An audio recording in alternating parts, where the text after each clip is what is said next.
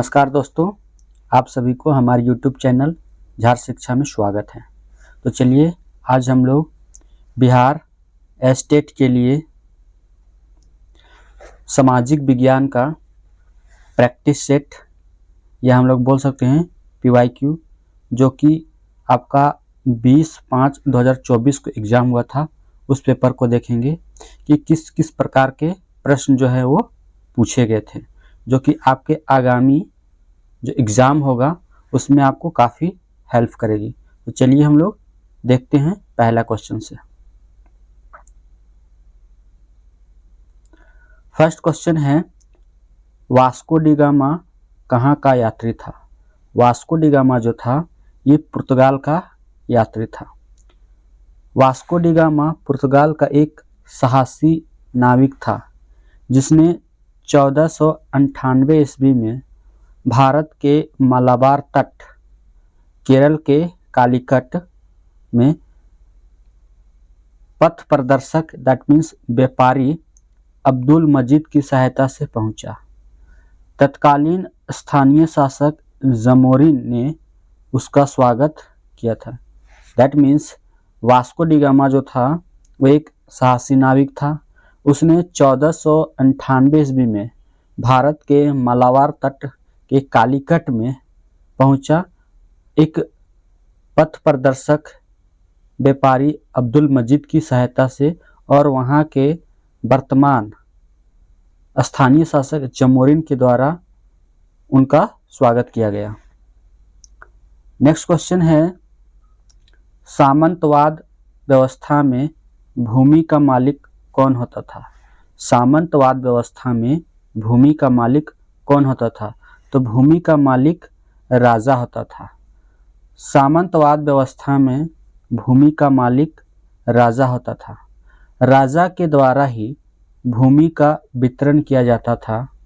राजा के द्वारा अपनी भूमि को सामंतों दैट मीन्स जागीरदारों को दिया जाता था, जिसके बदले में सामंत राजा को सैन्य सेवा और कर देते थे। इन सामंतों द्वारा पुनः भूमि का वितरण किसानों को किया जाता था, जो बदले में परिश्रम करके कर और अन्य सेवाएं देते थे। अगला प्रश्न है, सामाजिक संविदा प्रसिद्ध पुस्तक किनकी है? इस सामाजिक संविदा सोशल कॉन्ट्रैक्ट पुस्तक जो है ये रूसो की है। सामाजिक संविदा that means the social contract पुस्तक जीन जैक रूसो द्वारा लिखी गई है, जो एक फ्रांसीसी दार्शनिक और लेखक थे। यह पुस्तक 1762 ईस्वी में प्रकाशित हुई थी। इस पुस्तक के द्वारा रूसो ने समाज और सरकार के बीच के संबंधों के बारे में बतलाया है। अगला प्रश्न है, टीथे कर क्या था? तो टीथे कर जो था एक धार्मिक स्तर का कर था। टीथे एक धार्मिक कर था जो अक्सर चर्च या धार्मिक संस्था को दिया जाता था। यह किसी व्यक्ति की आय पर 10% लगता था, जिसके द्वारा चर्च के रखरखाव, वित्त पोषण या जरूरतमंदों की सहायता करना होता था। अगला प्रश्न है, मीन कैंप किसकी रचना है? तो मीन कैंप जो है ये हिटलर की रचना है। मीन कैंप जर्मन तानाशाह एडोल्फ हिटलर द्वारा लिखी गई आत्मकथा है। मीन कैंप जो है ये हिटलर की आत्मकथा है। यह 2 भागों में प्रकाशित हुई। पहला भाग 1925 ईस्वी में और दूसरा भाग 1926 ईस्वी में। इसमें आत्मकथा के साथ साथ हिटलर की राजनीतिक विचारधारा और योजनाओं का वर्णन किया गया है। अगला प्रश्न देखते हैं, प्रश्न संख्या 6। प्रथम विश्व युद्ध कब हुआ था? प्रथम विश्व युद्ध जो था ये 1914 से 18 ईस्वी के बीच हुआ था। यानी तो इसमें प्रारंभ पूछा गया है कि प्रथम विश्व युद्ध जो था वो कब प्रारंभ हुआ था। ये 1914 ईस्वी में प्रारंभ हुआ था। प्रथम विश्व युद्ध 28 जुलाई 1914 को प्रारंभ हुआ था। यह युद्ध 11 नवंबर 1918 को समाप्त हुआ था। इस युद्ध को महान युद्ध के नाम से भी जाना जाता है। यह युद्ध केंद्रीय शक्तियों जर्मनी, हंगरी, ऑस्ट्रिया, ओटोमन साम्राज्य और बुल्गारिया आदि तथा मित्र देशों फ्रांस, रूस, ब्रिटेन, संयुक्त राज्य अमेरिका के बीच लड़ा गया था। अगला प्रश्न है 96 की घेराबंदी कितनी लंबी थी। 96 की घेराबंदी जो थी वो 28 दिनों तक चली थी। 96 की घेराबंदी 28 दिनों तक चली थी। यह अमेरिकी क्रांतिकारी युद्ध के अंत में पश्चिमी दक्षिणी कैरोलिना में की गई घेराबंदी थी, जो 22 मई से 18 जून 1781 तक चली थी। यह युद्ध स्टार फोर्ट के नाम से जाने जाने वाली मिट्टी के किलेबंदी पर आधारित थी। अगला प्रश्न है लुई 16 20 वर्ष का था और उसका विवाह ऑस्ट्रियाई राजकुमारी डैश से हुआ था। लुई 16 का विवाह जो था ये मैरी एंटोनेट के साथ हुआ था। लुई 16 जो था वो 20 वर्ष का था और उसका विवाह ऑस्ट्रियाई राजकुमारी मैरी एंटोनेट से हुआ था। मैरी एंटोनेट जो ऑस्ट्रिया की आर्चडचेस थी का विवाह फ्रांस के डोफिन से तथा बाद में राजा लुई 16 से 1770 में हुआ था। इस विवाह से ऑस्ट्रिया व फ्रांस के राजनीतिक संबंधों को मजबूती मिली। अगला प्रश्न है लिब्रे डैश में मुद्रा की एक इकाई थी जिसे 1794 ईस्वी में बंद कर दिया गया। तो लिब्रे जो थी वो फ्रांस की मुद्रा थी जिसे 1794 ईस्वी में बंद कर दिया गया। लिब्रे फ्रांस की मुद्रा की इकाई थी जो 781 से 1793-94 तक प्रचलन में थी। इस मुद्रा को 1794 ईस्वी में फ्रांस में प्रचलन से बाहर या पूर्णतः बंद कर दिया गया। यह 7.64 ग्राम सोने का सिक्का था। यह लैटिन शब्द लिब्रा से निकला है जिसका अर्थ है पाउंड।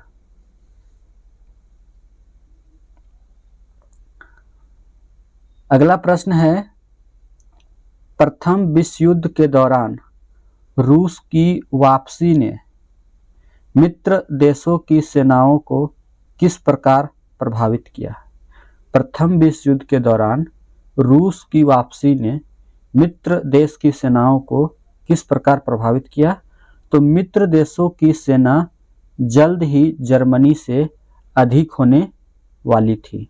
मित्र देशों की सेना जो थी वो जल्द ही जर्मनी से अधिक होने वाली थी।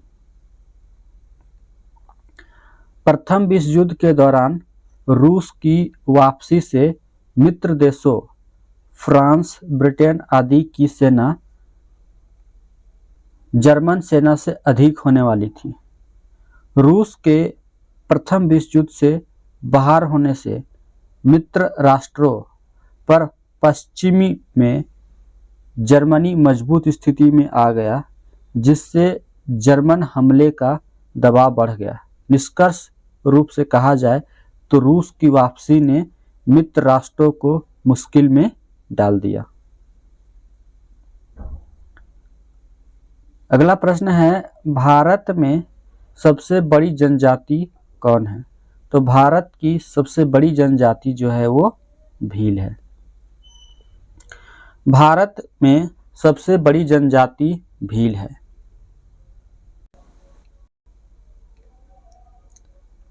भील मुख्यतः गुजरात, राजस्थान और मध्य प्रदेश के पहाड़ी तथा जंगलों में निवास करते हैं।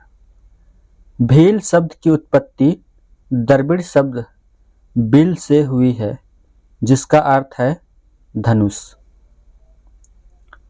अगला प्रश्न देखते हैं, औपनिवेशिक काल के दौरान भारत में वन संसाधनों के दोहन में किस यूरोपीय शक्ति ने महत्वपूर्ण भूमिका निभाई? यानी औपनिवेशिक काल के दौरान भारत में वन संसाधनों के दोहन में किस यूरोपीय शक्ति ने महत्वपूर्ण भूमिका निभाई? तो उस ब्रिटेन ने महत्वपूर्ण भूमिका निभाई।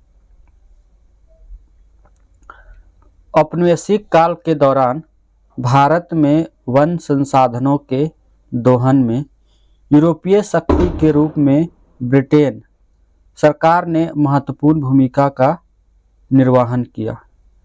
ब्रिटिश सरकार के द्वारा रेलवे, जहाज निर्माण और अन्य निर्माण के लिए लगने वाली लकड़ी, साथ ही अन्य वन संसाधनों का बड़े पैमाने पर कटाई की। अगला प्रश्न है, भारत में ब्रिटिश औपनिवेशिक शासन के दौरान पारित वन अधिनियम 1927 का मुख्य उद्देश्य क्या था? तो ब्रिटिश औपनिवेशिक शासन के दौरान पारित वन अधिनियम 1927 का मुख्य उद्देश्य वनों पर नियंत्रण को और कड़ा करना और व्यावसायिक हितों के लिए उनके प्रयोग को विनियमित करना था। भारत में ब्रिटिश औपनिवेशिक शासन के दौरान पारित वन अधिनियम 1927 का मुख्य उद्देश्य वनों पर नियंत्रण को और कड़ा करना और व्यावसायिक हितों के लिए उनके उपयोग को विनियमित करना था। इस अधिनियम के द्वारा वनों के प्रबंधन और नियंत्रण को मजबूत करना था। वन संसाधनों पर नियंत्रण के साथ साथ वनों का उपयोग, वन उपज के व्यापार पर नियंत्रण, झूम खेती पर प्रतिबंध के साथ वन अपराधों के बारे में जागरूक करना, वनों का सीमांकन के साथ साथ स्थानीय समुदायों के अधिकारों को रेखांकित करना आदि था। अगला प्रश्न देखते हैं, भारत के अधिकांश क्षेत्रों में महिलाओं को भूमि के स्वामित्व से बाहर क्यों रखा गया है? तो भारत के अधिकांश क्षेत्रों में महिलाओं को भूमि के स्वामित्व से बाहर क्यों रखा गया है? तो इसका कारण है बी है पितृवंशीय रिश्तेदारी प्रणाली और विरासत के तरीके के कारण। किसके कारण? तो पितृवंशीय रिश्तेदारी प्रणाली और विरासत के तरीके के कारण, यानी आंसर बी होगा। इसकी व्याख्या देखते हैं, भारत के अधिकांश क्षेत्रों में महिलाओं को भूमि के स्वामित्व से पितृवंशीय रिश्तेदारी प्रणाली और विरासत के तरीके के कारण बाहर रखा गया था। भारत में पितृसत्तात्मक सामाजिक मापदंडों के कारण पारंपरिक रूप से भूमि का स्वामित्व पुरुषों के अधिकार के रूप में देखा जाता है। अगला प्रश्न है, डैश ग्रामीण समाज में संपत्ति का सबसे महत्वपूर्ण संसाधन और रूप है। यानी ग्रामीण समाज में संपत्ति का सबसे महत्वपूर्ण संसाधन और रूप है तो कृषि भूमि है। क्या है? कृषि भूमि। ग्रामीण समाज में संपत्ति का सबसे महत्वपूर्ण संसाधन रूप कृषि भूमि है। यह ग्रामीण परिवारों के लिए जीवन का प्राथमिक साधन है। अगला प्रश्न है, मूंगफली का दूसरा सबसे बड़ा उत्पादक है। मूंगफली का दूसरा सबसे बड़ा उत्पादक राजस्थान है। मूंगफली का दूसरा सबसे बड़ा उत्पादक राज्य राजस्थान है। मूंगफली मुख्यतः शुष्क प्रदेशों की वर्षा आधारित खरीफ फसल है, परंतु दक्षिण भारत में यह रबी ऋतु में बोई जाती है। वर्ष 2022-23 में मूंगफली के 3 सबसे बड़े उत्पादक राज्य क्रमशः गुजरात फर्स्ट पे, राजस्थान सेकेंड पे और मध्य प्रदेश थर्ड पे हैं। अगला प्रश्न है, निम्नलिखित में से कौन सी फसल भोजन और चारे के रूप में प्रयोग की जाती है? तो भोजन और चारे के रूप में प्रयोग की जाने वाली फसल मक्का है। मक्का फसल भोजन और चारे के रूप में प्रयोग की जाती है। यह एक खरीफ फसल है जो 21 डिग्री सेल्सियस से 27 डिग्री सेल्सियस तापमान में और पुरानी जलोढ़ मिट्टी पर अच्छी प्रकार से उगाई जाती है। बिहार जैसे कुछ राज्यों में मक्का रबी की ऋतु में उगाई जाती है। वर्ष 2022-23 में मक्का के 3 सबसे बड़े उत्पादक राज्य कर्नाटक, बिहार सेकेंड में और मध्य प्रदेश थर्ड में था। अगला प्रश्न है, संयुक्त राष्ट्र संघ की कितनी आधिकारिक भाषाएं हैं? तो संयुक्त राष्ट्र संघ की 6 आधिकारिक भाषाएं हैं। संयुक्त राष्ट्र संघ के विभिन्न अंग हैं। इन अंगों में आधिकारिक रूप से 6 भाषाओं का उल्लेख है। यह भाषाएं हैं अरबी, चीनी, अंग्रेजी, फ्रेंच या फ्रांसीसी, रूसी और स्पेनिश। परंतु इनमें से केवल 2 भाषाओं अंग्रेजी और फ्रांसीसी को संचालन की भाषा माना जाता है। अगला प्रश्न है, निम्नलिखित में से कौन राष्ट्र संघ के भीतर एक संगठन नहीं था? राष्ट्र संघ के भीतर एक संगठन नहीं था, तो ये था कौन? इसका आंसर देखते हैं।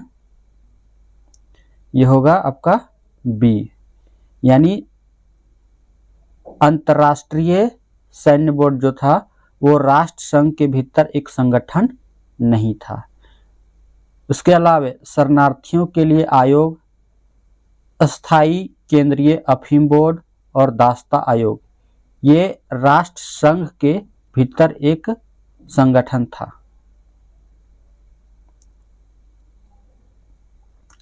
शरणार्थियों के लिए आयोग, दास्ता यानी गुलामी आयोग और अस्थाई केंद्रीय अफीम बोर्ड, अंतर्राष्ट्रीय श्रम संगठन ILO आदि राष्ट्र संघ के भीतर एक संगठन है।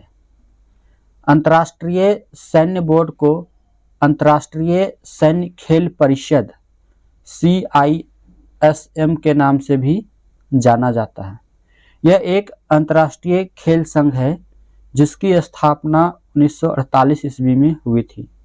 इसका मुख्यालय ब्रुसेल्स में बनाया गया है और इसमें 140 सदस्य देश शामिल हैं। अतः CISM राष्ट्र संघ के भीतर संगठन नहीं है। अगला प्रश्न है, बोरबोन राजवंश जिसे फ्रांसीसी क्रांति के दौरान अपदस्थ कर दिया गया था को डैश की संधि पर हस्ताक्षर करने के बाद सत्ता में बहाल किया गया था। तो बोरबोन राजवंश को वियना की संधि पर हस्ताक्षर करने के बाद सत्ता में बहाल कर दिया गया था। बोरबोन राजवंश जिसे फ्रांसीसी क्रांति के दौरान अपदस्थ कर दिया गया था को वियना की संधि 1815 में हस्ताक्षर करने पर बहाल किया गया। फ्रांस में बोरबोन राजवंश फ्रांसीसी क्रांति और नेपोलियन युद्धों के दौरान अपदस्थ कर दिया गया था। 1815 में नेपोलियन के हार के बाद पुनः बोरबोन राजवंश को बहाल किया गया। अगला प्रश्न है, किस साल में रूस में जारिस्ट सत्ता का पतन हुआ? किस वर्ष रूस में जारिस्ट सत्ता का पतन हुआ? तो 1917 ईस्वी में जारिस्ट सत्ता का पतन हुआ। रूस में जारशाही दैट मीन्स जारिस्ट सत्ता का पतन 1917 ईस्वी में हुआ। रूस में क्रांतियों के दौरान अर्थात फरवरी में हुई क्रांति के दौरान जार निकोलस द्वितीय को सत्ता से पदच्युत कर दिया गया था। तत्पश्चात एक अंतरिम सरकार का गठन हुआ। बोल्शेविकों द्वारा अक्टूबर में क्रांति करके सत्ता पर से जारशाही का पतन कर दिया। अगला प्रश्न है, जारिया अलेक्जेंड्रा थी। जारिया अलेक्जेंड्रा जो थी वो जर्मन मूल की थी। जारिया अलेक्जेंड्रा का जन्म 1872 ईस्वी में जर्मनी में हुआ था। इसे अलेक्जेंड्रा प्योदोरोवना के नाम से भी जाना जाता है। ये रूस के जार निकोलस द्वितीय से 1894 ईस्वी में शादी करके अंतिम साम्राज्ञी बनी। यह महारानी विक्टोरिया की पोती थी। अगला प्रश्न है, ब्रिटेन में लेबर पार्टी की स्थापना समाजवादी और डैश है। तो ब्रिटेन में लेबर पार्टी की जो स्थापना है वो समाजवादी और ट्रेड यूनियनिस्ट है। लेबर पार्टी यूके में एक राजनीतिक पार्टी है। इसकी स्थापना 1900 ईस्वी में हुई थी। ब्रिटेन में लेबर पार्टी की स्थापना में लोकतांत्रिक समाजवादियों और ट्रेड यूनियनवादियों दैट मीन्स ट्रेड यूनियनिस्ट के गठबंधन के रूप में हुई है। ब्रिटेन की दूसरी पार्टी का नाम कंजर्वेटिव पार्टी है। अगला प्रश्न है, निम्नलिखित में से कौन सी एक फलीदार फसल है? एक फलीदार फसल जो है वो दालें हैं। दालें एक फलीदार फसल है।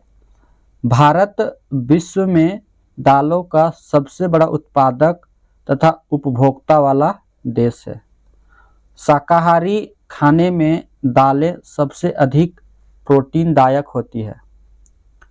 तुर, अरहर, उड़द, मूंग, मसूर, मटर और चना भारत की प्रमुख दलहनी फसलें हैं। वर्ष 2022-23 में कुल दालों के उत्पादन में शीर्ष 3 उत्पादक राज्य क्रमशः मध्य प्रदेश, राजस्थान और महाराष्ट्र थे। अगला प्रश्न है, 1916 ईस्वी में किसके नेतृत्व में चरमपंथियों ने कांग्रेस पर नियंत्रण हासिल कर लिया था? तो 1916 में किसके नेतृत्व में चरमपंथियों ने कांग्रेस पर नियंत्रण हासिल कर लिया? तो बाल गंगाधर के नेतृत्व में। 1916 में बाल गंगाधर तिलक के नेतृत्व में चरमपंथियों ने कांग्रेस पर नियंत्रण हासिल कर लिया था। 1916 के आईएनसी भारतीय राष्ट्रीय कांग्रेस के लखनऊ अधिवेशन की अध्यक्षता अंबिका चरण मजूमदार के द्वारा की गई।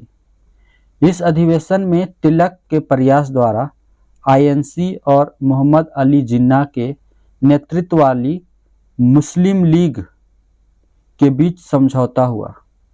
समझौता कराने में तिलक की अहम भूमिका थी। अगला प्रश्न है, निम्नलिखित में से कौन सी घटना बाद में असहयोग आंदोलन की वापसी का कारण बनी? तो चौरी चौरा घटना जो थी वो असहयोग आंदोलन की वापसी का कारण बनी। असहयोग आंदोलन 1922 ईस्वी में चौरी चौरा घटना के बाद गांधी जी द्वारा वापस ले लिया गया था। गांधी जी द्वारा वापस लेने का कारण हिंसक भीड़ द्वारा पुलिस थाने में आग लगा दी गई थी, जिसमें 22 सिपाहियों की मौत हो गई थी। हिंसा से बचने के लिए उनके द्वारा ऐसा किया गया।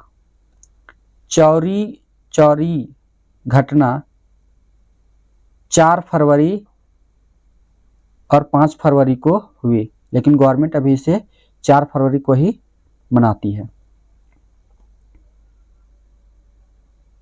अगला प्रश्न है, 1939 ईस्वी में कांग्रेस के अध्यक्ष चुनाव में पट्टाभी सीतारमैया किससे पराजित हुए थे? तो 1939 में पट्टाभी सीतारमैया जो थे वो सुभाष चंद्र बोस से पराजित हुए थे। भारतीय राष्ट्रीय कांग्रेस का 1939 ईस्वी में त्रिपुरी मध्य प्रदेश अधिवेशन का चुनाव हुआ। सुभाष चंद्र बोस 1939 ईस्वी में गांधी जी द्वारा समर्थित प्रत्याशी पट्टाभी सीतारमैया त्रिपुरी अधिवेशन में हार गए। निष्कर्ष रूप से सुभाष चंद्र बोस इस चुनाव में विजयी रहे, लेकिन फिर गांधी जी और सुभाष चंद्र बोस के बीच असहमत होने के कारण सुभाष चंद्र बोस ने पद से इस्तीफा दे दिया। उसके बाद राजेंद्र प्रसाद को इसका अध्यक्ष बनाया गया। अगला प्रश्न है, औद्योगिक क्रांति सर्वप्रथम किस देश में हुई? तो औद्योगिक क्रांति जो है वो सर्वप्रथम इंग्लैंड में हुई थी। औद्योगिक क्रांति सर्वप्रथम इंग्लैंड में हुई। यह 18वीं शताब्दी के अंत में हुई। पश्चिमी देशों के तकनीकी, सामाजिक, आर्थिक और सांस्कृतिक स्थिति में काफ़ी सुधार हुआ। यह क्रांति यूरोप से अन्य देशों में फैली। अगला प्रश्न है, बाड़ाबंदी आंदोलन कहाँ हुआ? तो बाड़ाबंदी आंदोलन जो था ये आपका इंग्लैंड में हुआ था। बाड़ाबंदी आंदोलन इंग्लैंड में हुआ था। इसमें पारंपरिक रूप से साझा की गई भूमि को निजी बाड़ों के साथ घेर दिया गया, जिससे निजी स्वामित्व में परिवर्तन आ गया। यह बाड़ाबंदी सामुदायिक स्वामित्व से निजी स्वामित्व में महत्वपूर्ण भूमिका निभाई।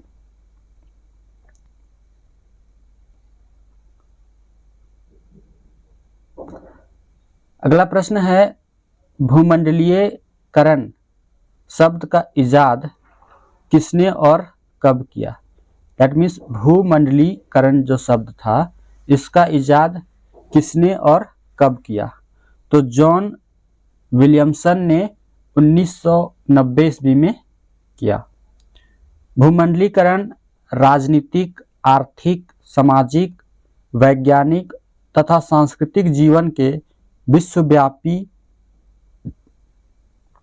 समायोजन की एक प्रक्रिया है जो विश्व के विभिन्न भागों के लोगों को भौतिक और मनोवैज्ञानिक स्तर पर एकीकृत करने का सफल प्रयास करती है। भूमंडलीकरण शब्द का सबसे पहले इजाद संयुक्त राज्य अमेरिका के जॉन विलियमसन ने 1990 ईस्वी में किया। यूएसए ने इसे अपनी महत्वपूर्ण आर्थिक नीति के रूप में आरंभ किया। अगला प्रश्न है, रेशम मार्ग कहाँ से आरंभ होता था? तो रेशम मार्ग जो है वो चीन से आरंभ होता था। रेशम मार्ग चीन के उत्तर मध्य भाग स्थित सियान यानी शांक्सी प्रांत से आरंभ होता था।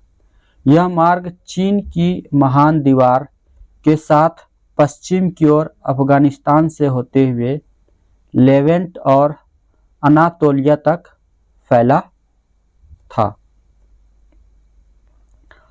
अगला प्रश्न है, भारत में प्रेस का जनक किसे कहा जाता है? तो भारत में प्रेस का जनक जेम्स अगस्टस हिक्की को कहा जाता है। भारत में प्रेस का जनक जेम्स अगस्टस हिक्की को माना जाता है।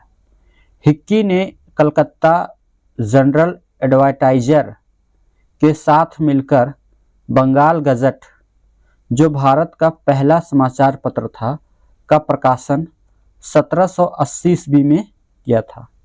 हिक्की एक ब्रिटिश नागरिक थे।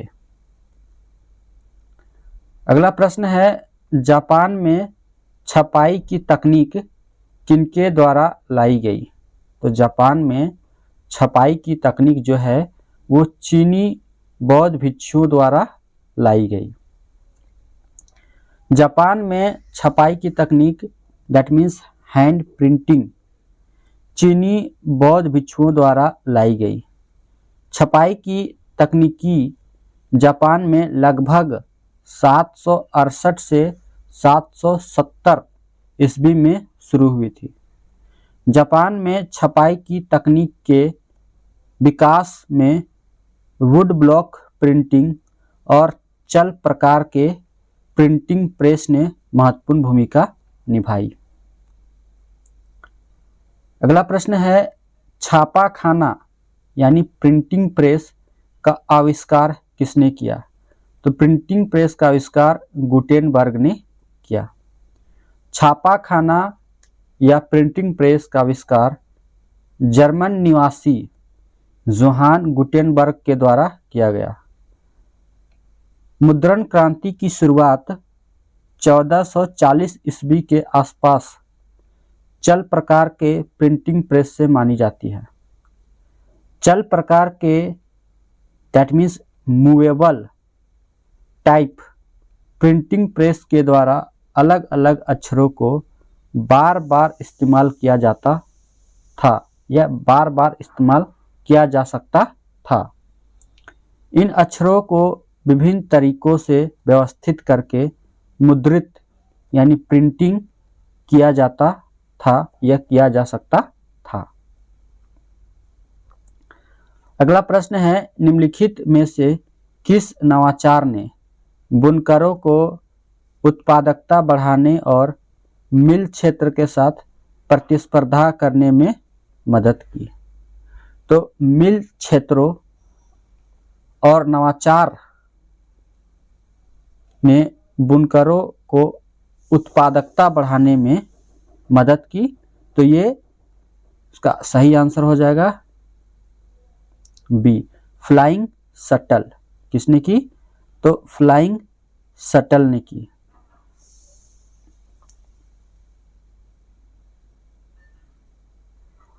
फ्लाइंग शटल नामक नवाचार ने बुनकरों को उत्पादकता बढ़ाने और मिल क्षेत्र के साथ प्रतिस्पर्धा करने में मदद की।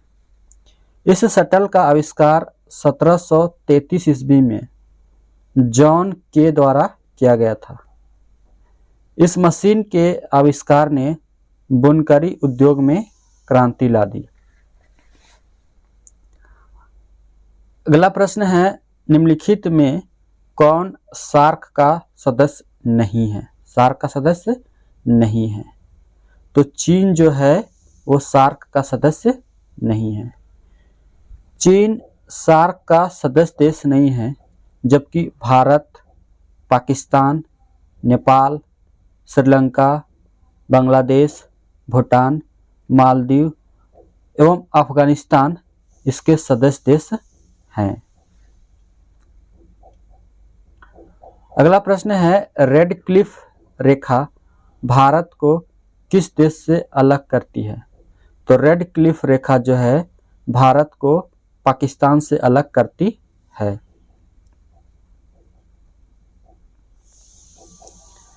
रेड क्लिफ रेखा भारत को पाकिस्तान से अलग करती है। भारत पाकिस्तान सीमा की लंबाई लगभग 3323 किलोमीटर है, जो 1947 में देश के विभाजन की उत्पाद है। यह सीमा रेड क्लिफ अधिनिर्णय के अनुसार निर्धारित की गई। यह एक अध्यारोपित सीमा है जो गुजरात राज्य के कच्छ के रण से शुरू होकर केंद्र शासित प्रदेश लद्दाख के पर्वतीय इलाकों से होती हुई काराकोरम पर्वत श्रृंखला तक विस्तृत है। अगला प्रश्न है, शिव समुद्रम जलप्रपात किस नदी पर स्थित है? तो शिव समुद्रम जलप्रपात जो है ये कावेरी नदी पर स्थित है। शिव समुद्रम जलप्रपात कावेरी नदी पर स्थित है। इस जलप्रपात की ऊंचाई लगभग 98 मीटर है। भारत के प्रमुख जलप्रपात तथा उनसे संबंधित नदियां निम्नलिखित है। जैसे कुछ जलप्रपात हैं, जैसे कि कुंचिकल जलप्रपात, ये वराही नदी पर है। जोग या महात्मा गांधी जलप्रपात, ये शरावती नदी पर है। होगेनकल जलप्रपात, ये कावेरी नदी पर है। धुआंधार जलप्रपात, ये नर्मदा नदी पर है। दुदुमा जलप्रपात, ये मचकुंड नदी पर है। अगला प्रश्न है, भारत में दक्षिण पश्चिम मानसून का आगमन कब से होता है? तो दक्षिण पश्चिम मानसून का आगमन 1 जून से होता है।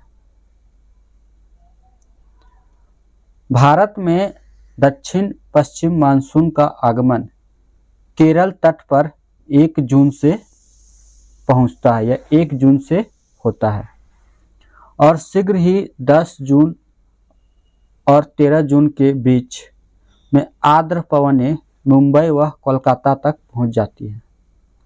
मध्य जुलाई तक संपूर्ण उप महाद्वीप दक्षिण पश्चिम मानसून के प्रभावाधीन हो जाता है, जबकि सितंबर के आरंभ से उत्तर पश्चिमी भारत से मानसून पीछे हटने लगती है और मध्य अक्टूबर तक यह दक्षिणी भारत को छोड़ शेष समस्त भारत से निवर्तित हो जाती है, मतलब निकल जाती है। अगला प्रश्न है, किस वर्ष से सरकार द्वारा पादप उद्यानों को वित्तीय तथा तकनीकी सहायता दी जा रही है? तो 1992 यानी 1992 ईस्वी से सरकार द्वारा पादप उद्यानों को वित्तीय तथा तकनीकी सहायता दी जा रही है। अगला प्रश्न है, भारत के किस राज्य में न्यूनतम जनसंख्या घनत्व है? तो किस राज्य में न्यूनतम जनसंख्या घनत्व है? तो अरुणाचल प्रदेश में न्यूनतम जनघनत्व है।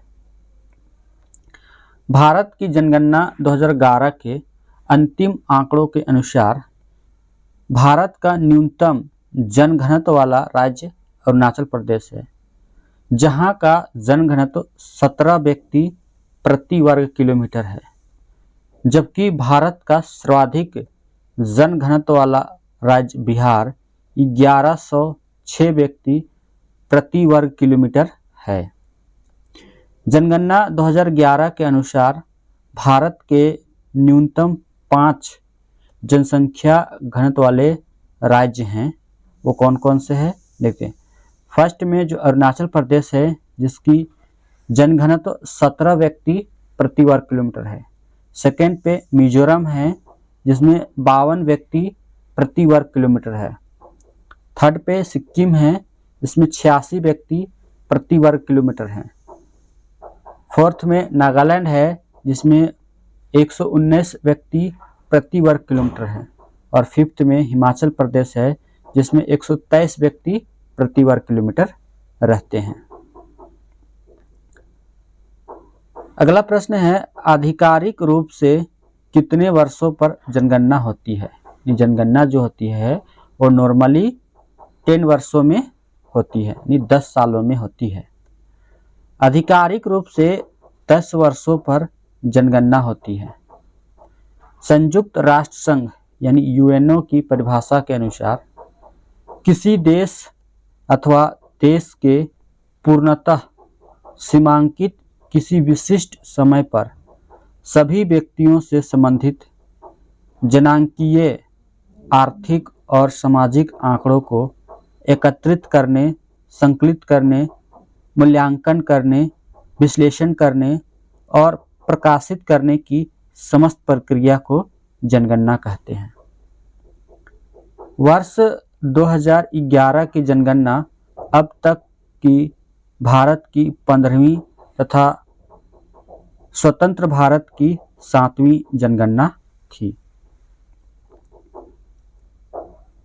अगला प्रश्न है, निम्नलिखित में कौन सा उम्र समूह कार्यशील जनसंख्या है? किस उम्र को कार्यशील जनसंख्या कहा जाता है? तो 15 से 60 वर्ष की आयु के बीच की उम्र को कार्यशील जनसंख्या कहा जाता है। किसी भी देश में कार्यशील जनसंख्या का अधिकांश भाग 15 से 59 आयु वर्ग में होता है तथा शेष आयु वर्गों में प्रायः आश्रित जनसंख्या होती है। सक्रिय या कार्यशील जनसंख्या 15 से 59 वर्ष की अधिकता होने पर निर्भरता अनुपात कम और आर्थिक प्रगति तीव्र होती है। अतः निकटतम उत्तर इसमें बी है, इसलिए ये बी आंसर हो जाएगा।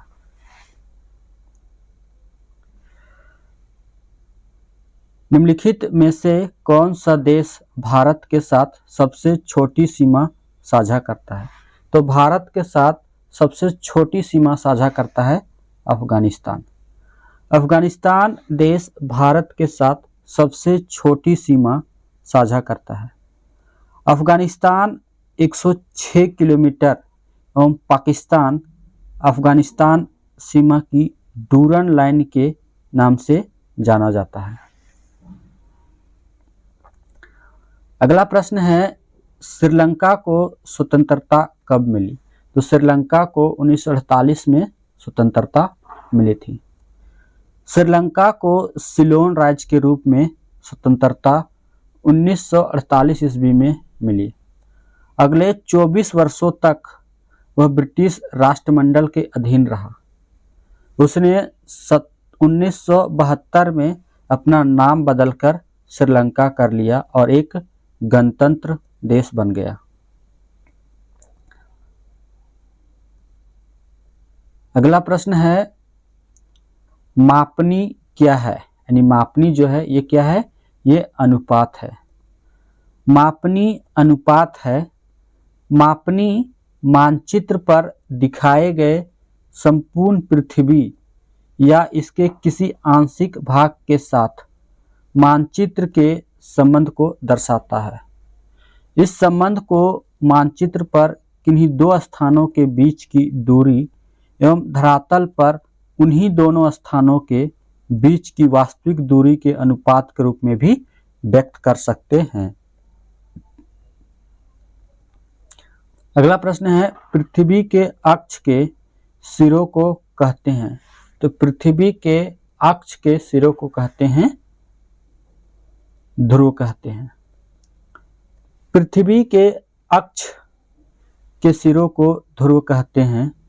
उत्तर ध्रुव एवं दक्षिणी ध्रुव के मध्य खींची गई रेखा को विषुवत वृत्त कहा जाता है। यह सबसे बड़ा वृत्त है तथा यह ग्लोब को दो बराबर भागों में बांटता है।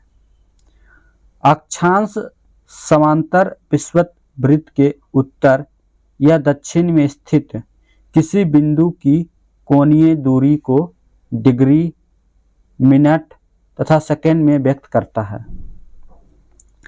देशांतर याम्योत्तर प्रधान याम्योत्तर यानी ग्रीनविच के पूर्व या पश्चिम में स्थित किसी बिंदु की कोणीय स्थिति को डिग्री, मिनट एवं सेकेंड में व्यक्त करता है। अगला प्रश्न है, दुनिया की प्रदूषित नदियों में शामिल है। तो गंगा जो है वो दुनिया की प्रदूषित नदियों में शामिल है। गंगा नदी दुनिया की प्रदूषित नदियों में शामिल है। गंगा की मुख्य धारा भागीरथी, गंगोत्री, हिमानी से निकलती है। हरिद्वार के पास गंगा पर्वतीय भाग को छोड़कर मैदानी भाग में प्रवेश करती है। अगला प्रश्न है, भारत किस महाद्वीप में स्थित है? तो भारत जो है ये एशिया महाद्वीप में स्थित है। भारत एशिया महाद्वीप में स्थित है। भारत मतलब पृथ्वी पर 7 प्रमुख महाद्वीप हैं। ये विस्तृत जलराशि के द्वारा एक दूसरे से अलग हैं। ये महाद्वीप हैं एशिया, यूरोप, अफ्रीका, उत्तरी अमेरिका, दक्षिणी अमेरिका, ऑस्ट्रेलिया एवं अंटार्कटिका, यानी कुल 7 महाद्वीप हैं। अगला प्रश्न है, झारखंड, छत्तीसगढ़ और मध्य प्रदेश राज्य खनिजों और डैश में समृद्ध है। तो झारखंड, छत्तीसगढ़ और मध्य प्रदेश जो है ये खनिज और कोयला में समृद्ध है। झारखंड, छत्तीसगढ़ और मध्य प्रदेश राज्य खनिजों और कोयला में समृद्ध है। भूवैज्ञानिकों के अनुसार खनिज एक प्राकृतिक रूप से विद्यमान समरूप तत्व है जिसकी एक निश्चित आंतरिक संरचना है। अगला प्रश्न है, भारत का कौन सा राज्य सबसे अधिक मात्रा में दालों का उत्पादन करता है? तो दालों का उत्पादन मध्य प्रदेश जो है सबसे अधिक मात्रा में करता है। आर्थिक सर्वेक्षण 2024-25 के अनुसार कुल दालों के उत्पादन में अग्रणीय 3 राज्य, पहला मध्य प्रदेश, दूसरा महाराष्ट्र और तीसरा राजस्थान है। जबकि अरहर या तूर के उत्पादन में 3 राज्यों में सबसे पहले कर्नाटक, सेकेंड में महाराष्ट्र और थर्ड में उत्तर प्रदेश है।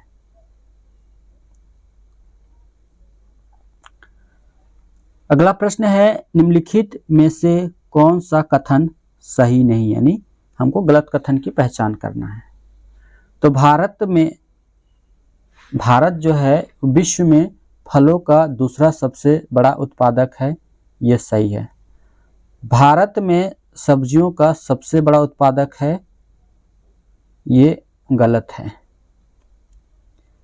फलों, सब्जियों और मसालों के उत्पादन को बागवानी कहते हैं, ये सही है। उत्तर प्रदेश भारत में गेहूं का सबसे बड़ा उत्पादक है, तो ये भी उस टाइम के लिए सही था।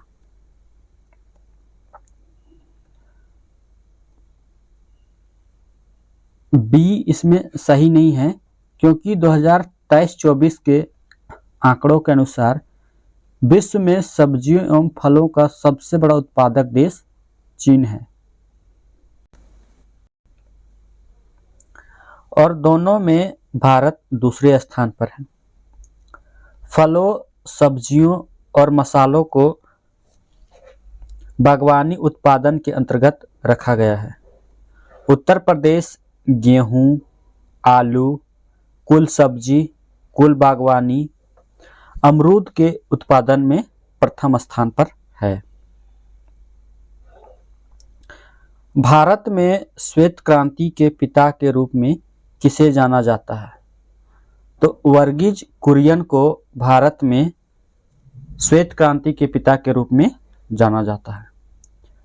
भारत में श्वेत क्रांति के पिता के रूप में वर्गीज कुरियन को जाना जाता है। श्वेत क्रांति की शुरुआत जुलाई 1970 में वर्गीज कुरियन के निर्देशन में ऑपरेशन फ्लड 1 योजना के समारंभ हुई।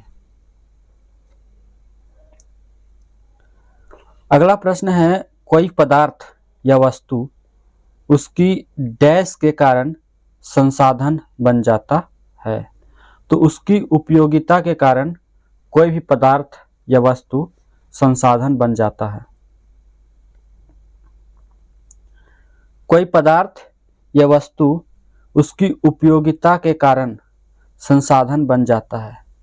हमारे पर्यावरण में उपलब्ध प्रत्येक वस्तु जो हमारी आवश्यकताओं को पूरा करने में प्रयुक्त की जाती है या की जा सकती है और जिसको बनाने के लिए प्रौद्योगिकी उपलब्ध है, जो आर्थिक रूप से संसाधन और सांस्कृतिक रूप से मान्य है, एक संसाधन है।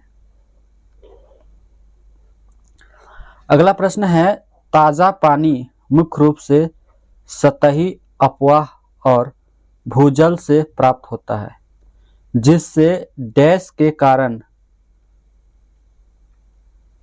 माध्यम से लगातार नवीनीकृत और रिचार्ज किया जा सकता है। तो हाइड्रोलॉजिकल चक्र के माध्यम से लगातार इसे नवीनीकृत और रिचार्ज किया जा सकता है। ताज़ा पानी मुख्य रूप से सतही अपवाह और भूजल से प्राप्त है, जिसे हाइड्रोलॉजिकल चक्र यानी जल चक्र के माध्यम से लगातार नवीनीकृत और रिचार्ज किया जा रहा है या किया जा सकता है। अगला प्रश्न है, मीठे पानी का लगभग 70% डैश ग्रीनलैंड और दुनिया के पर्वतीय क्षेत्रों में बर्फ की चादरों और ग्लेशियरों के रूप में होता है। तो अंटार्कटिका, ग्रीनलैंड और दुनिया के पर्वतीय क्षेत्रों में बर्फ की चादरों के रूप में मौजूद है। मीठे पानी का लगभग 70% अंटार्कटिका, ग्रीनलैंड और दुनिया के पर्वतीय क्षेत्रों में बर्फ की चादरों और ग्लेशियरों के रूप में होता है। जल एक महत्वपूर्ण नवीकरणीय प्राकृतिक संसाधन है। अगला प्रश्न है, विश्व में जलभृतों में डैश से थोड़ा कम मीठे पानी को भूजल के रूप में संग्रहित किया जाता है। तो 0.3 से थोड़े कम मीठे पानी को भूजल के रूप में संग्रहित किया जाता है। अगला प्रश्न है, छत वर्षा जल संचयन पुनर्भरण की एक तकनीक है। ये तकनीक जो है ये भूजल की एक तकनीक है। छत वर्षा जल संचयन पुनर्भरण की एक तकनीक है। पश्चिमी भारत विशेषकर राजस्थान में पीने का जल एकत्रित करने के लिए छत वर्षा जल संग्रहण का तरीका आम है। राजस्थान में जल संचयन को अन्य नाम से जाना जाता है, जैसे जैसलमेर में खादीन तथा अन्य क्षेत्रों में जोहड़ इसके उदाहरण हैं। अगला प्रश्न है, निम्नलिखित में से कौन सा पानी की कमी के कारण नहीं है? मतलब कौन सा जो है वो पानी की कमी का कारण नहीं है? तो इनमें से कोई नहीं। अत्यधिक दोहन भी पानी का कमी कारण है, अत्यधिक उपयोग भी पानी का कमी कारण है और बढ़ती जनसंख्या भी पानी की कमी का कारण है। पानी की कमी का मुख्य कारण अत्यधिक दोहन, अत्यधिक उपयोग, बढ़ती जनसंख्या है। जल दुर्लभता, अत्यधिक और बढ़ती जनसंख्या और इसके परिणाम स्वरूप जल की बढ़ती मांग और उसके असमान वितरण का परिणाम हो सकता है। सिंचित कृषि में जल का सबसे ज़्यादा उपयोग होता है। किसमें? तो कृषि कार्य में जल का सबसे ज़्यादा उपयोग होता है। अगला प्रश्न है, उत्तर पूर्वी भारत में जनजातीय क्षेत्रों के बड़े हिस्से को वनों की कटाई डैश द्वारा किया गया है। तो ये स्थानांतरण खेती द्वारा पूर्वी भारत यानी उत्तर पूर्वी भारत में जनजातीय क्षेत्रों के बड़े हिस्से को किया गया है। उत्तर पूर्वी भारत में जनजातीय क्षेत्रों के बड़े हिस्से को वन कटाई स्थानांतरण खेती द्वारा किया गया है। उत्तर पूर्वी राज्यों जैसे असम, मेघालय, मिजोरम और नागालैंड में इसे झूम कहा जाता है। मणिपुर में पामुल और छत्तीसगढ़ के बस्तर और अंडमान निकोबार में से दीपा कहा जाता है। अगला प्रश्न है, निम्नलिखित में से कौन सी मणिपुर की लुप्तप्राय प्रजाति है? मणिपुर की लुप्तप्राय प्रजाति है संगाई। वे जातियां लुप्तप्राय मानी जाती है जो इनके रहने के आवासों में खोज करने पर अनुपस्थित पाई गई है। वे उपजातियां स्थानीय क्षेत्र, प्रदेश, देश, महाद्वीप या पूरी दुनिया से ही लुप्त हो गई है। ऐसी उपजातियों को एशियाई चीता और गुलाबी सिर वाली बतख शामिल है। मतलब लुप्तप्राय में एशियाई चीता और गुलाबी सिर वाली बतख शामिल है। संगाई मणिपुरी हिरण एक संकटग्रस्त प्रजाति है, किंतु आयोग ने इस प्रश्न का उत्तर संगाई को ही माना है। अगला प्रश्न है, निम्नलिखित में से कौन गैर पारंपरिक संसाधन है? यानी गैर पारंपरिक संसाधन जो है ये इसमें से सभी है। यानी पवन ऊर्जा भी है, सौर ऊर्जा भी और ज्वारीय ऊर्जा भी है। पारंपरिक और गैर पारंपरिक ऊर्जा संसाधन निम्नलिखित है। पारंपरिक में और गैर पारंपरिक में कौन कौन आते हैं? तो पारंपरिक में पेट्रोलियम, कोयला, प्राकृतिक गैस, परमाणु ऊर्जा और जल विद्युत जो है ये पारंपरिक में आते हैं।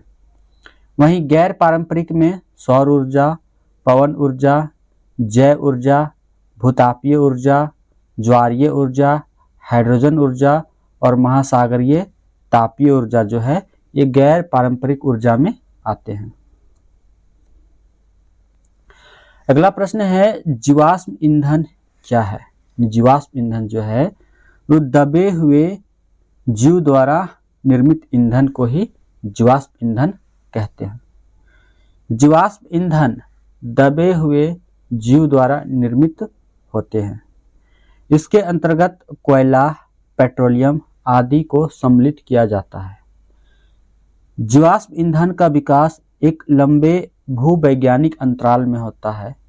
इससे बनने में लाखों वर्ष लग जाते हैं। अगला प्रश्न है, निम्नलिखित में से किस देश के पास पेट्रोलियम और प्राकृतिक गैस का विशाल भंडार नहीं है? तो चीन के पास जो है ये नहीं है।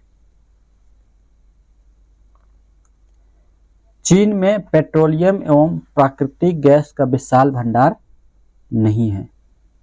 BGS वर्ल्ड मिनरल प्रोडक्शन 2018 से 22 के अनुसार वर्ष 2024 में शीर्ष कच्चा तेल और प्राकृतिक गैस भंडार वाले 5 देश हैं। वो कौन कौन हैं? जैसे सबसे ज़्यादा कच्चा तेल और प्राकृतिक गैस, तो सबसे ज़्यादा कच्चा तेल वेनेजुएला में है, भंडार है आपका 19.63%। वहीं प्राकृतिक गैस जो है वो रूस में 19.88% है।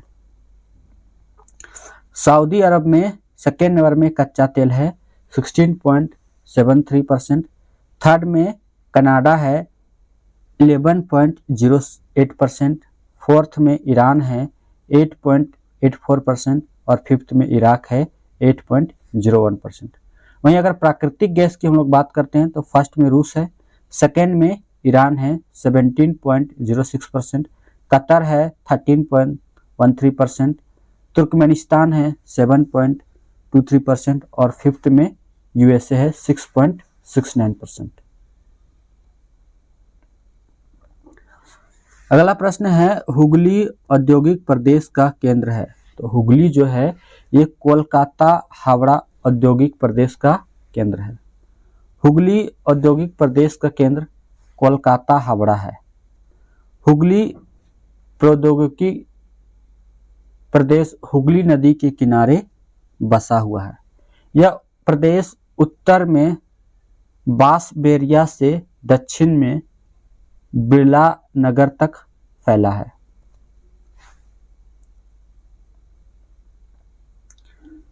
अगला प्रश्न है किस पत्तन का नया नाम जवाहरलाल नेहरू पत्तन रखा गया है। तो मुंबई पोर्ट का नया नाम जो है वो जवाहरलाल नेहरू पोर्ट रखा गया है। मुंबई पत्तन का नया नाम जवाहरलाल नेहरू रखा गया है। जवाहरलाल नेहरू को नहवा सेवा में मुंबई पत्तन के दबाव को कम करने के लिए एक अनुषंगी पत्तन के रूप में विकसित किया गया था। अगला प्रश्न है निम्नलिखित में से कौन सा ऊनी वस्त्रों का केंद्र है। तो ऊनी वस्त्रों का केंद्र जो है ये बीकानेर है। बीकानेर ऊनी वस्त्रों का केंद्र है। ऊनी वस्त्र उद्योग के अन्य प्रमुख केंद्रों में जामनगर, बड़ोदरा, अहमदाबाद, पुष्कर, अजमेर, जयपुर, अलवर, भीलवाड़ा, सीकर, नागौर आदि उल्लेखनीय है। अगला प्रश्न है सूती धागे के विश्व व्यापार में भारत की बड़ी हिस्सेदारी है जो कुल व्यापार का 10% है। तो ये 0.25 है। सूती धागे के विश्व व्यापार में भारत की बड़ी हिस्सेदारी है जो कुल व्यापार का 0.25 अर्थात 1/4 हिस्सा है। अगला प्रश्न है भारत की जीडीपी में कपड़ा उद्योग का योगदान है। तो भारत की जीडीपी में कपड़ा उद्योग का योगदान जो है वो 0.04 यानी 4% है। अगला प्रश्न है 2011 की जनगणना के अनुसार बिहार में प्रति वर्ग किलोमीटर जनसंख्या घनत्व है। ये 1106 व्यक्ति प्रति वर्ग किलोमीटर है। अगला प्रश्न है कहलगांव तापीय विद्युत परियोजना किस जिले में अवस्थित है। तो कहलगांव तापीय विद्युत परियोजना जो है ये भागलपुर जिले में अवस्थित है। कहलगांव तापीय विद्युत परियोजना भागलपुर जिले में अवस्थित है। एनटीपीसी के अधीन भागलपुर के कहलगांव नामक स्थान पर रूस की सहायता से बनाई गई थी। अगला प्रश्न है अविभाजित बिहार में निम्नलिखित में से कौन सा एक बड़ा कृषि औद्योगिक शहर था।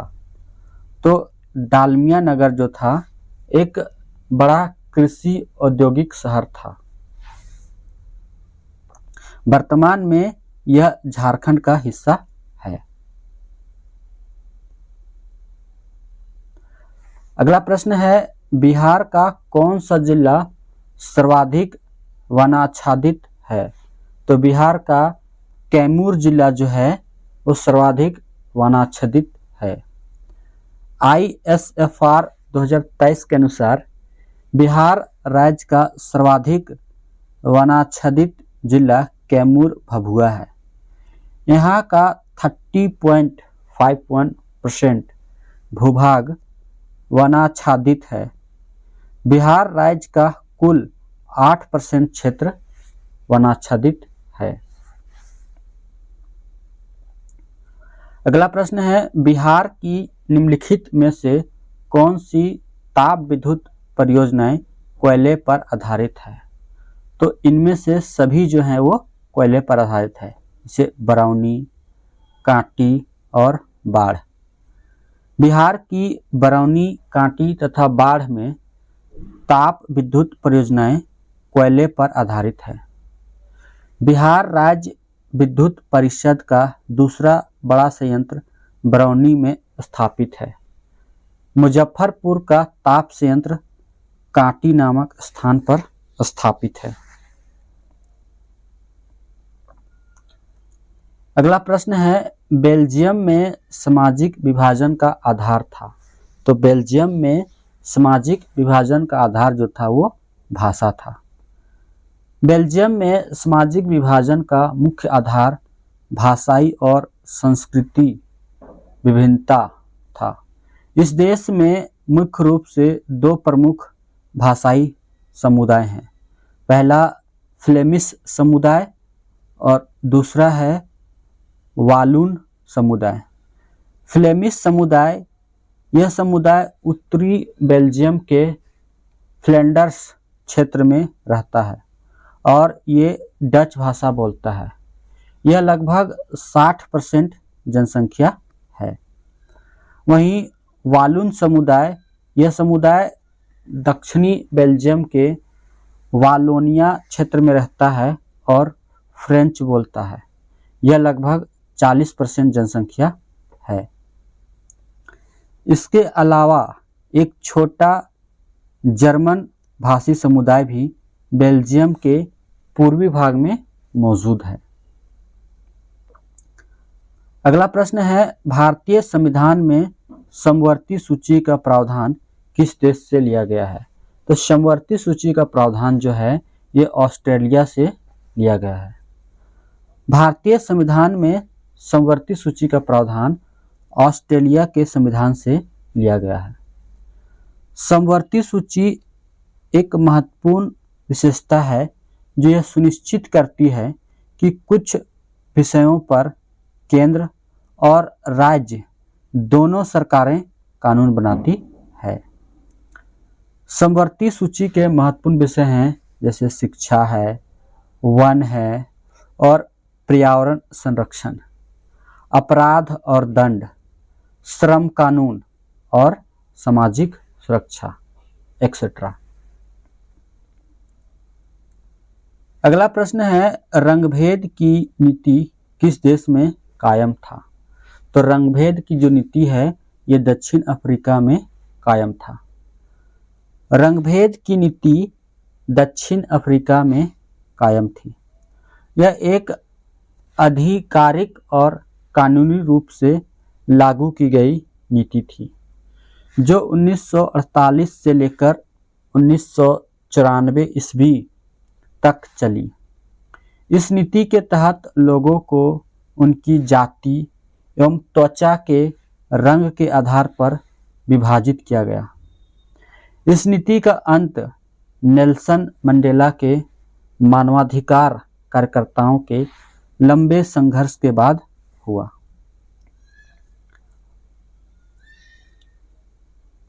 अगला प्रश्न है, स्वतंत्र एवं निष्पक्ष चुनाव कराने की जिम्मेदारी किसकी है? तो स्वतंत्र और निष्पक्ष चुनाव कराने की जिम्मेदारी जो है वो चुनाव आयोग की है।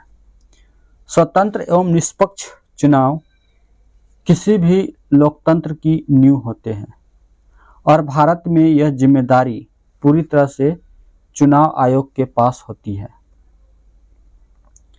यह एक संवैधानिक संस्था है जो भारत के राष्ट्रपति, लोकसभा और राज्य विधानसभाओं आदि के चुनाव का संचालन करती है।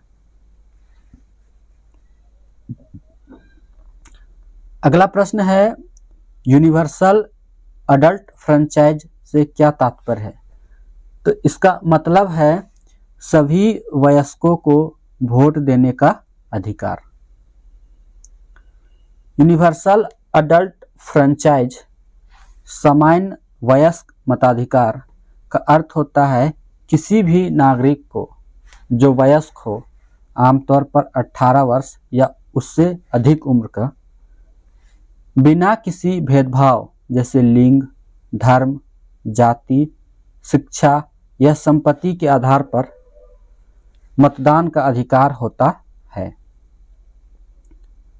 अगला प्रश्न है, भारतीय संविधान में मौलिक कर्तव्य किस देश से लिया गया है? तो मौलिक कर्तव्य जो है ये रूस से लिया गया है। भारतीय संविधान में मौलिक कर्तव्यों की अवधारणा सोवियत संघ, अभी रूस, के संविधान से ली गई है।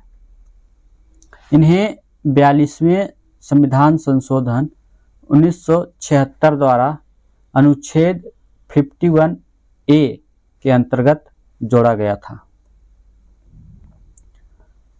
अगला प्रश्न है, मतदाता पहचान पत्र के अलावा और कितने प्रमाण पत्र वैध होते हैं? तो मतदाता पहचान पत्र के अलावा और 14 प्रमाण पत्र जो हैं वो वैध होते हैं। मतदाता पहचान पत्र के अलावा निर्वाचन आयोग द्वारा 14 अन्य पहचान पत्रों को मतदान के समय वैध माना गया है। इसमें पहला पासपोर्ट, दूसरा ड्राइविंग लाइसेंस, तीसरा आधार कार्ड, चौथा पैन कार्ड, पांचवा मनरेगा जॉब कार्ड, छठा बैंक या डाकघर द्वारा जारी फोटोयुक्त पासबुक, सातवां पेंशन दस्तावेज फोटोयुक्त, आठवां स्मार्ट कार्ड स्वास्थ्य बीमा योजना के अंतर्गत जारी किया गया। 9th में भारत सरकार के श्रम मंत्रालय द्वारा जारी श्रमिक पहचान पत्र। 10वां है सांसद, विधायक, विधान परिषद सदस्य पहचान पत्र। 11वां है विकलांग व्यक्तियों के लिए जारी पहचान पत्र। 12वां है किसी मान्यता प्राप्त शैक्षणिक संस्थान द्वारा जारी फोटोयुक्त छात्र पहचान पत्र, विशेष रूप से युवाओं के लिए। 13वां है आवासीय प्रमाण पत्र के साथ फोटोयुक्त प्रमाण पत्र जिसे जिला निर्वाचन अधिकारी ने अधिकृत किया हो। और 14वां है सार्वजनिक क्षेत्र के उपक्रमों, राज्य सरकार, केंद्र सरकार, सार्वजनिक लिमिटेड कंपनियों द्वारा जारी फोटोयुक्त सेवा पहचान पत्र। अगला प्रश्न है, संविधान का अनुच्छेद 78 किससे संबंधित है? तो अनुच्छेद जो 78 है वो सरकार के निर्णयों और नीतियों के बारे में राष्ट्रपति को सूचित रखने के संबंध में प्रधानमंत्री का कर्तव्य है। सरकार के निर्णयों और नीतियों के बारे में राष्ट्रपति को सूचित रखने के संबंध में प्रधानमंत्री का कर्तव्य है कि अनुच्छेद 78 भारतीय संविधान में प्रधानमंत्री का यह कर्तव्य बताता है कि वह राष्ट्रपति को सरकार के कार्यों, नीतियों और प्रस्तावों के बारे में जानकारी देगा। अगला प्रश्न है, निम्नलिखित में से कौन लोकतांत्रिक चुनाव की सबसे महत्वपूर्ण विशेषता है? तो लोकतांत्रिक चुनाव की सबसे महत्वपूर्ण विशेषता है स्वतंत्र और निष्पक्ष चुनाव। लोकतंत्र की बुनियादी पहचान यह है कि चुनाव स्वतंत्र और निष्पक्ष तरीके से हो। इससे यह सुनिश्चित होता है कि जनता की वास्तविक इच्छा ही सत्ता में परिलक्षित हो। बाकी सभी विकल्प भी लोकतंत्र के लिए जरूरी है, लेकिन स्वतंत्र और निष्पक्ष चुनाव सबसे मूलभूत एवं अनिवार्य विशेषता है।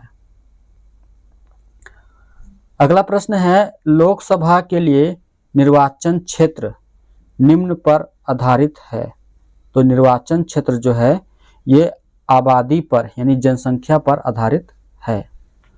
लोकसभा निर्वाचन क्षेत्रों का निर्धारण भारत में आबादी यानी जनसंख्या के आधार पर किया जाता है, ताकि प्रत्येक क्षेत्र के समान जनसंख्या का प्रतिनिधित्व सुनिश्चित किया जा सके। यह कार्य परिसीमन आयोग द्वारा किया जाता है। अगला प्रश्न है, भारत में आपातकाल सर्वप्रथम लागू हुआ। तो भारत में आपातकाल सर्वप्रथम 1962 में भारत चीन युद्ध के समय लागू हुआ। भारत में आपातकाल सर्वप्रथम 26 अक्टूबर 1962 को लागू हुआ। यह आपातकाल चीन के साथ युद्ध के चलते लगाया गया था और इसे संविधान के अनुच्छेद 352 के तहत बाह्य आक्रमण के आधार पर घोषित किया गया। अगला प्रश्न है, लोकसभा में बहुमत दल का नेता होता है। तो बहुमत दल का नेता प्रधानमंत्री होता है। लोकसभा में बहुमत दल यानी सत्तारूढ़ दल का नेता प्रधानमंत्री होता है। वर्तमान में जून 2025 लोकसभा में बहुमत दल भारतीय जनता पार्टी बीजेपी है और इसके नेता नरेंद्र मोदी हैं, जो 2014 से लगातार प्रधानमंत्री हैं। अगला प्रश्न है, साधारण विधेयक को कानून बनने के पहले कितने चरणों से होकर गुजरना होता है। यानी कोई भी साधारण विधेयक जो होता है वो कानून बनने से पहले कितने चरणों से गुजरना होता है। इसका सही आंसर हो जाएगा सी, यानी वो 5 चरणों से गुजरेगा। कौन कौन से वो हम देखते हैं।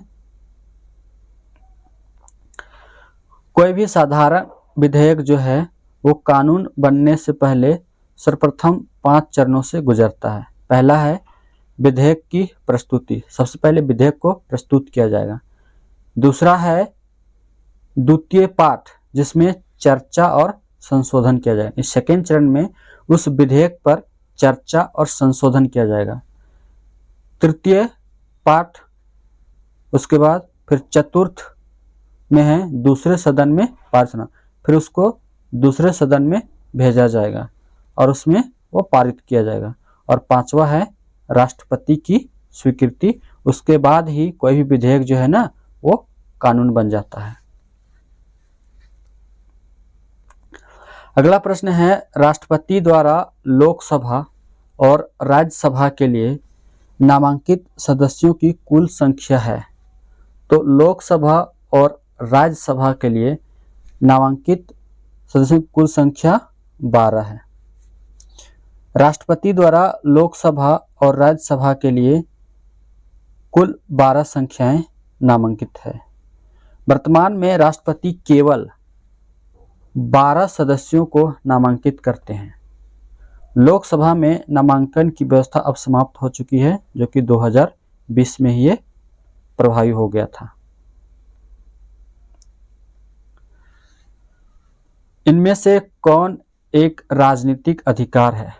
तो राजनीतिक अधिकार जो है चुनाव लड़ने का अधिकार, ये राजनीतिक अधिकार है। राजनीतिक अधिकार वे अधिकार होते हैं जो नागरिकों को राजनीतिक प्रक्रिया में भाग लेने का अवसर देते हैं, जैसे कि वोट देने का अधिकार, चुनाव लड़ने का अधिकार, राजनीतिक दल बनाने या उसमें शामिल होने का अधिकार और शांतिपूर्ण विरोध या अभिव्यक्ति का अधिकार। अगला प्रश्न है, सामाजिक विभेद का एक अच्छा परिणाम क्या है। तो सामाजिक विभेद का एक अच्छा परिणाम है लोकतंत्र को सशक्त बनाना। लोकतंत्र को सशक्त बनाना सामाजिक विभेद का एक अच्छा परिणाम है। यह समाज में विविधता लाकर उसे सांस्कृतिक, बौद्धिक और राजनीतिक रूप से समृद्ध बनाता है। अगला प्रश्न है, निम्नलिखित में से कौन लोकतांत्रिक सरकार की विशेषता नहीं है?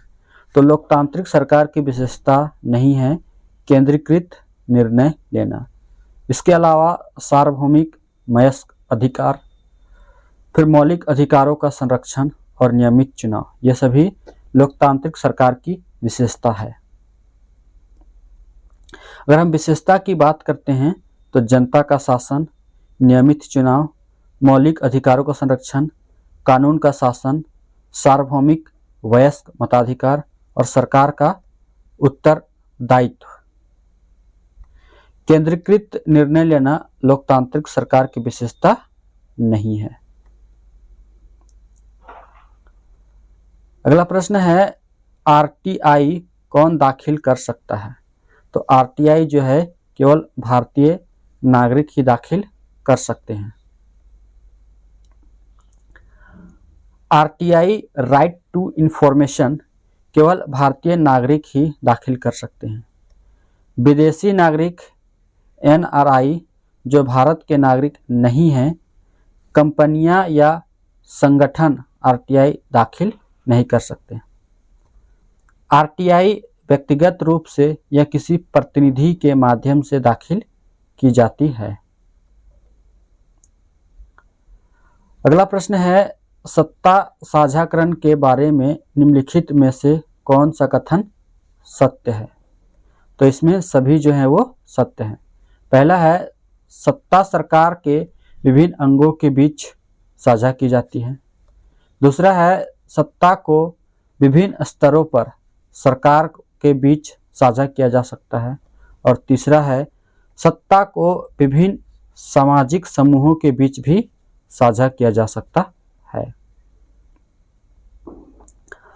अगला प्रश्न है, डैश बेल्जियम में विभिन्न सामाजिक समूहों के बीच सत्ता की साझेदारी का एक अच्छा उदाहरण है सामुदायिक सरकार। बेल्जियम में सामुदायिक सरकार एक अनोखी व्यवस्था है जो विभिन्न भाषाई और सांस्कृतिक समुदायों के बीच प्रतिनिधित्व सुनिश्चित करने के लिए बनाई गई है और यही समूहों के बीच सत्ता की साझेदारी का एक अच्छा उदाहरण है। बेल्जियम की 3 सामुदायिक सरकारें हैं, डच भाषी समुदाय सरकार, फ्रेंच भाषी समुदाय सरकार और जर्मन भाषी समुदाय सरकार। अगला प्रश्न है, राजनीतिक दलों का उदय सीधे तौर पर डैश के उद्भव से जुड़ा है। तो ये प्रतिनिधि लोकतंत्र से जुड़ा है। राजनीतिक दलों का उदय सीधे तौर पर लोगों के विचारों, आवश्यकताओं और हितों को प्रतिनिधि लोकतंत्र से व्यक्त करने और सत्ता में भागीदारी प्राप्त करने के रूप में होता है। अगला प्रश्न है, भारत के चुनाव आयोग के अनुसार राष्ट्रीय पार्टी के रूप में मान्यता प्राप्त करने के लिए एक राजनीतिक दल का अस्तित्व होना आवश्यक है। कम से कम कितने? इसका आंसर देख लेते हैं। इसका आंसर हो जाएगा सी, यानी कि कम से कम आपके 4 राज्यों में होने आवश्यक हैं। इसके कुछ क्राइटेरिया है, उस पर हम लोग बात करते हैं। राष्ट्रीय पार्टी बनने के लिए चुनाव आयोग के मुख्य मापदंड क्या हैं 2023 के अनुसार? पहला तो लोकसभा में 2% सीट आनी चाहिए। दूसरा है 4 या अधिक राज्यों में राज्य पार्टी का दर्जा, 4 या अधिक राज्यों में वो राज्य पार्टी का दर्जा प्राप्त किया गया हो। और तीसरा है लोकसभा या विधानसभा चुनाव में, लोकसभा या विधानसभा चुनाव में 6% वोट प्लस 4 लोकसभा सीटें, तभी जो है किसी पार्टी को राष्ट्र पार्टी का दर्जा दिया जा सकता है। अगला प्रश्न है, लोकतंत्र की सफलता की एक आवश्यक शर्त क्या है? तो लोकतंत्र में आस्था, यही जो है वो लोकतंत्र की सफलता का एक आवश्यक शर्त है।